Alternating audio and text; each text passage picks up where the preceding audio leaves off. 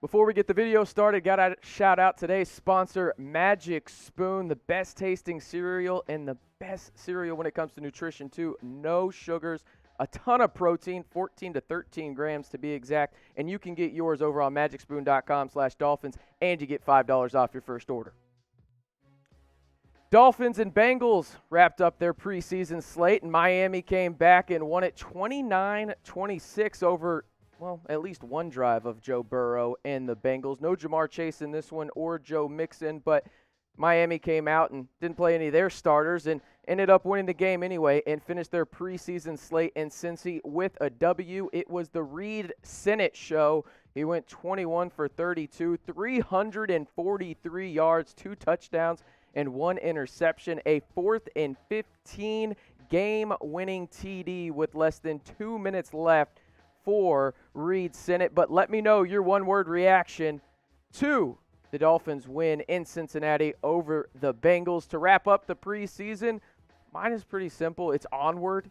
I'm just happy that the preseason is over with at this point. Now we can talk about, the nuts and bolts of the actual season, talk about Tua on the field, talk about Devontae Parker, Myles Gaskin, really the heart of the Dolphins team. And now it was good to see some of those practice squad guys, well, potential practice squad guys, make the roster and maybe even some make the 53-man roster.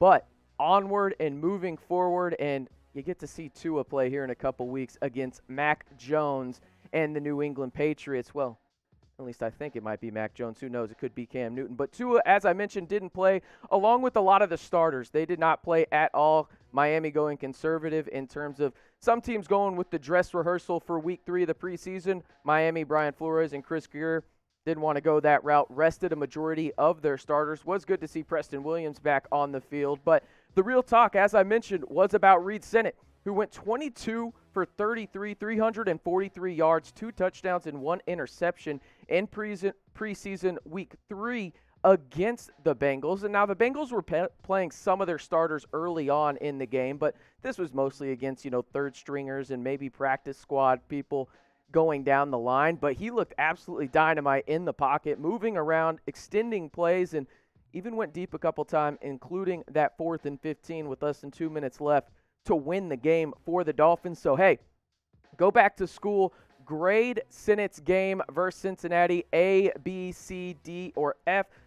I mean, I'm just going to be honest. You grade it. I'm going to go with a B, but I think the most impactful aspect of Sinnett was that he looked good in the pocket.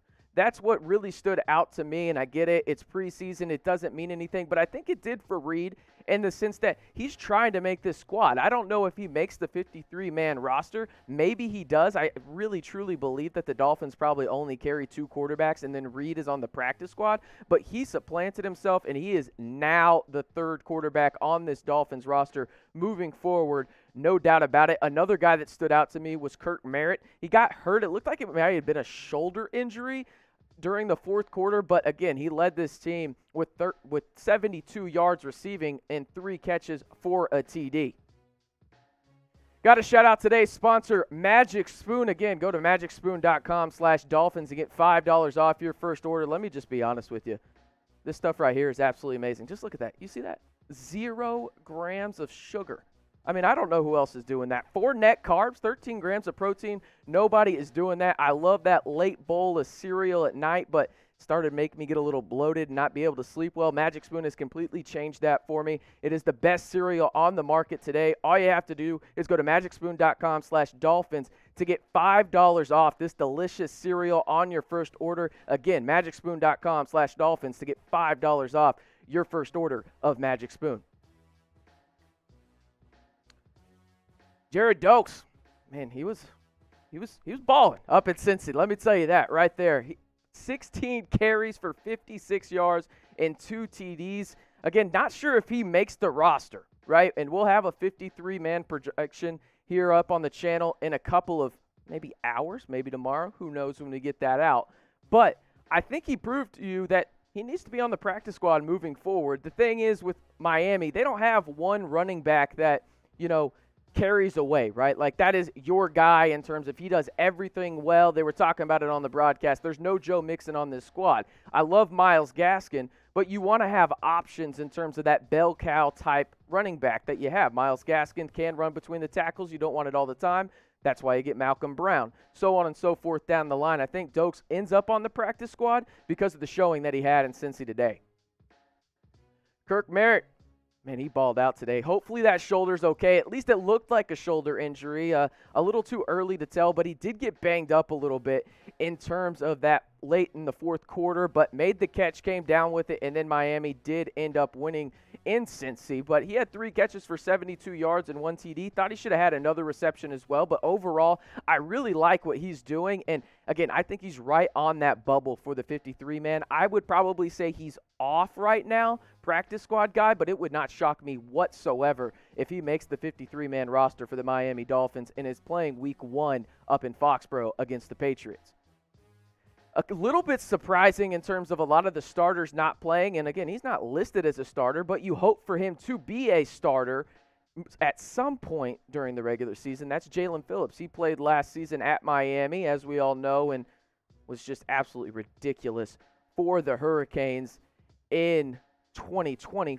45 tackles, 15.5 tackles for loss, 8 sacks, 1 interception in 2020. Thought he looked pretty good. He had a couple of good plays, got a little bit of run in preseason week 3. But overall, this was a growing experience for him, and hopefully by week 4 or 5, he's on, the first team depth chart for the Miami Dolphins, especially after the draft capital used on him in just this last year's draft.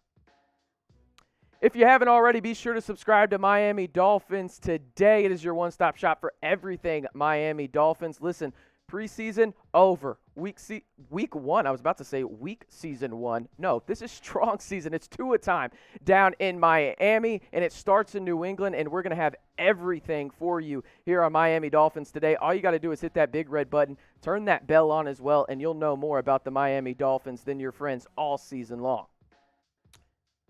Shout out to producer Jeremy. This is his guy right here, Patrick Laird, and he looked pretty good, I thought, out of the backfield. Again, numbers aren't impressive against the Bengals. 3 receptions for 28 yards. Also had a couple of carries as well. Nothing crazy, but this was a show-it-to-us game for Patrick Laird because of the running backs on this roster. I thought Doaks performed really well. I thought Laird, again, on that roster bubble, not sure if he makes it. I'm leaning towards yes, but could be swayed no. But I want you to tell me, does he make the roster? Does Patrick Laird make the Dolphins 53-man roster? Why for yes? Type in for no. For me, I'm leaning towards yes, but again, like I said, you could sway me towards no either way. I think he is the fringiest of fringe players for the Dolphins in terms of making the 53-man roster on Tuesday. Sam McGuavin had another solid game against the Bengals this time. Had 3 tackles, and again, he didn't have 4 sacks or anything like that like he did in preseason week 2 against the Falcons, but I think he has supplanted himself on this roster and is going to be in that linebacker rotation, at least on special teams moving forward after he has had a sensational preseason after being a little hurt, banged up early on. He has came out and secured himself a roster spot on the 53-man roster going up to Foxborough and playing Cam Newton in week 1.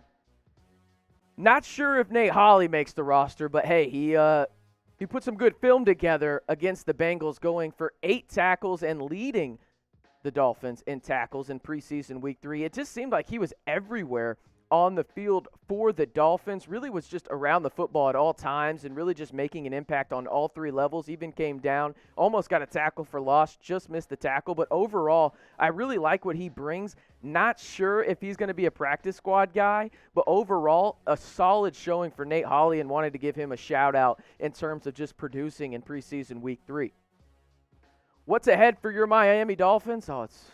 It's good to see week 1 and not preseason week 1, as Tua and the boys will head up to Foxborough and play Cam Newton and Mac Jones. Who knows right now as the Patriots are playing in their final preseason game. But you love to actually see week 1, week 2, week 3, and week 4, and not preseason on the schedule. If you're asking me right now, what do the Dolphins go through the first 4 weeks of the season, I'm feeling 3-1. That Bills game, if you could split home and home with the Bills, I think this could be a special season for the Dolphins, but I feel very confident in saying 3-1. But hey, who do you got in week 1 between the Dolphins and the Patriots. Type MIA for Miami. Type NE for the Patriots. I better be seeing a lot of MIAs down in the comments. Thank you for listening, Miami Dolphins, today. Hey, if you haven't already, hit that sub button. We'll have the 53-man roster projections coming to you here probably in the next 24 hours. You know what to do. Hit that big red button so you can stay in the know.